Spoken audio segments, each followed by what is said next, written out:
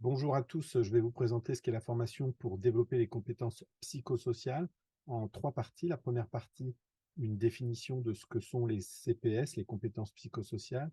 Une deuxième partie sur les objectifs de la formation et la boîte à outils qui vous sera délivrée.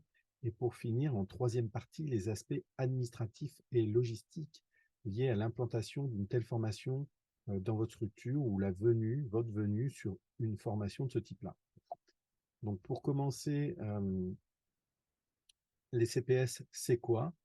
Les CPS, elles ont une définition un peu généraliste. Euh, Elles sont définies comme un ensemble de capacités à construire des relations sociales constructives et satisfaisantes. Elles se définissent également comme des capacités à faire face à l'adversité des autres, de l'environnement et aussi de soi-même. En quelque sorte, on pourrait résumer ça comme la compétence à avoir le pouvoir d'agir sur soi, sur les autres et sur l'environnement. En termes anglo-saxons, on parle d'empowerment.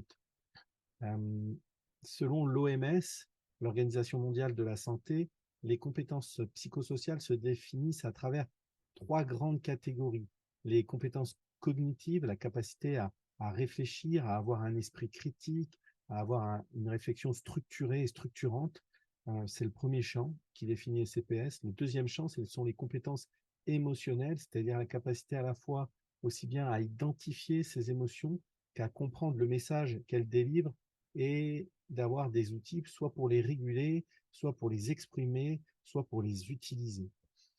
Et la troisième grande catégorie selon l'OMS des compétences psychosociales, il s'agit des habiletés sociales, c'est-à-dire la capacité à communiquer avec habileté, avec efficience, à la fois pour soi, c'est-à-dire la capacité à s'affirmer à travers des messages d'affirmation, la capacité aussi à savoir communiquer efficacement pour les autres, à savoir les écouter, et aussi des outils tels que la résolution de conflits, gagnant-gagnant, et aussi savoir être médiateur pour des tiers. Et ça, ces trois grandes catégories, les compétences cognitives, les compétences émotionnelles et les compétences sociales, c'est ce qui définit, selon l'OMS, euh, les CPS. Alors, pourquoi faire les CPS? Il y a une cinquantaine d'années d'études scientifiques qui démontrent les effets bénéfiques des CPS sur la santé, sur le bien-être physique, mental et social. On parle depuis près de 30 ans de compétences de vie, de life skills et de compétences du 21e siècle. Et ce sont des compétences qui sont entraînables tout au long de la vie. Alors, c'est des compétences, des outils pour tous, partout, dans tous les secteurs, dans tous les domaines de la vie. Ce pas des compétences uniquement dans un cadre professionnel, c'est dans un cadre aussi privé, social, euh, tous les secteurs de la vie. Et c'est vraiment des compétences très importantes, notamment dans les métiers où il y a beaucoup de relationnel, le métier de l'éducation, de l'enseignement, de l'enfance, de la jeunesse et de la parentalité, mais aussi des métiers euh, médicaux, paramédicaux, tout ce qui est soignant, aidant, et plus généralement dans les métiers où il y a du management, de la gestion humaine. Ça peut être des dirigeants dans des associations comme des managers dans des entreprises. Les bases scientifiques des compétences psychosociales sont solides. La classification et le cadrage, il est réalisé par l'OMS. Il y a plus d'une cinquantaine d'années d'études solides qui montrent les effets positifs à moyen et long terme. Dans la formation, tout ce qui va être compétences cognitives et compétences émotionnelles seront basées sur la psychologie positive, la psychologie cognitive et les neurosciences. Et tout ce qui sera habileté sociale reposera sur les apports de la psychologie humaniste de Carl Rogers, Elias Porter, Thomas Gordon. Les CPS en France reposent depuis 2022 sur une stratégie qui est portée par plus de 8 ministères, une stratégie sur 15 ans qui a pour ambition d'amener 100% d'une classe d'âge à vivre et à grandir dans un environnement 100% CPS. Parce que c'est pas une formation en CPS, c'est pas une thérapie, c'est pas une baguette magique, ça ne résout pas tout d'un claquement de doigts. Ce n'est pas un dogme et une vérité unique. Et qu'est-ce que c'est? C'est l'occasion unique de réfléchir sur ces pratiques, de mieux comprendre comment on fonctionne, et c'est aussi une formidable occasion d'apprendre de pratiquer et d'expérimenter de nouveaux savoirs et de nouveaux savoir-faire. Maintenant qu'on a vu ce qu'étaient les compétences psychosociales, on va voir les objectifs de la formation, la boîte à outils, le déroulé pédagogique de la formation. Donc, les CPS, le déroulé pédagogique reposera essentiellement sur la définition de l'Organisation mondiale de la santé. On va suivre le modèle pédagogique qui est développé par Béatrice Lambois, Rebecca Shankland et Marie-Odile Williamson dans un ouvrage notamment qui s'appelle Les compétences psychosociales. Et l'ensemble des activités qui seront vues et apprises reposent sur des modèles théoriques approuvés scientifiquement. L'ensemble des compétences psychosociales seront abordées à la fois à un niveau personnel pour soi, mais également à un niveau interpersonnel pour les autres. Si on s'en réfère aux compétences cognitives, donc on verra la capacité à s'auto-évaluer de façon positive, à savoir détecter ses forces, ses points forts, mais aussi ses faiblesses, ses points d'amélioration.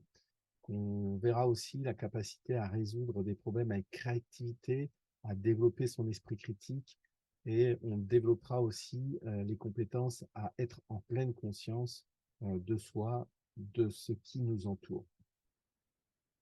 En ce qui concerne le deuxième chapitre des compétences psychosociales et compétences émotionnelles, on va voir la capacité à identifier les émotions, c'est-à-dire à savoir reconnaître la peur, la joie, la tristesse, la colère, pour soi, mais aussi pour les autres.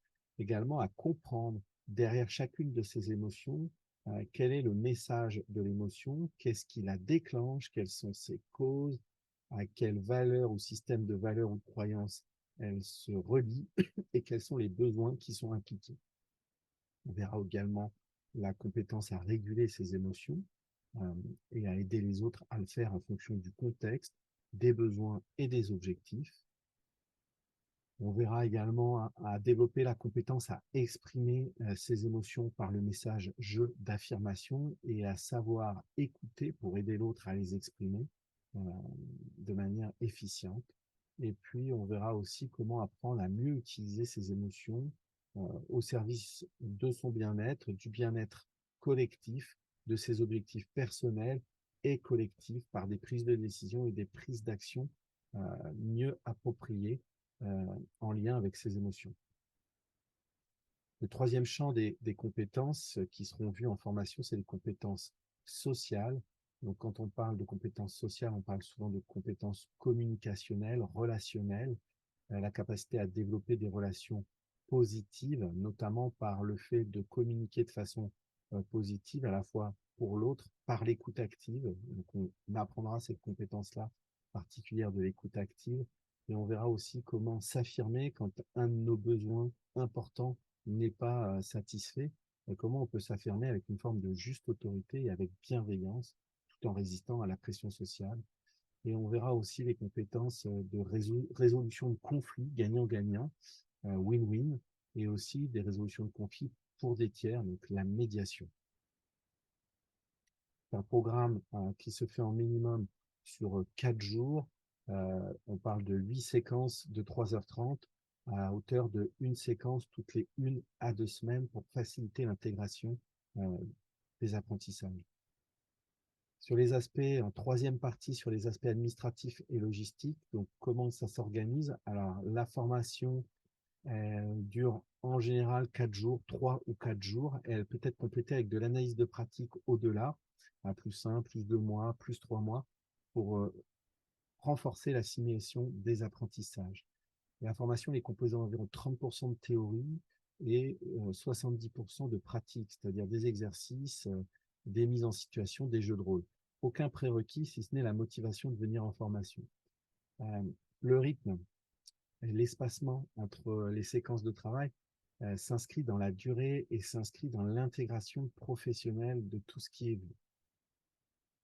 On fournit à chaque participant un carnet d'une centaine de pages d'exercices et de contenus qui permet de conserver un fil conducteur et des piqûres de rappel tout au long de la formation et au-delà.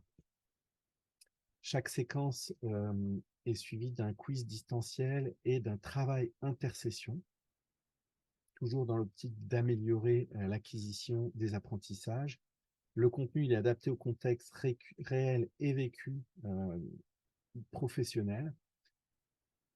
Cette formation, elle peut être à la fois organisée en inter-entreprise, c'est-à-dire différents salariés de différentes structures de proximité qui se regroupent au sein d'une formation, mais elle peut être aussi organisée en intra, c'est-à-dire vous faites le choix de former les salariés, une partie ou la totalité des salariés de votre structure sur des mêmes laps de temps, et j'interviens à l'intérieur de votre structure pour vous former.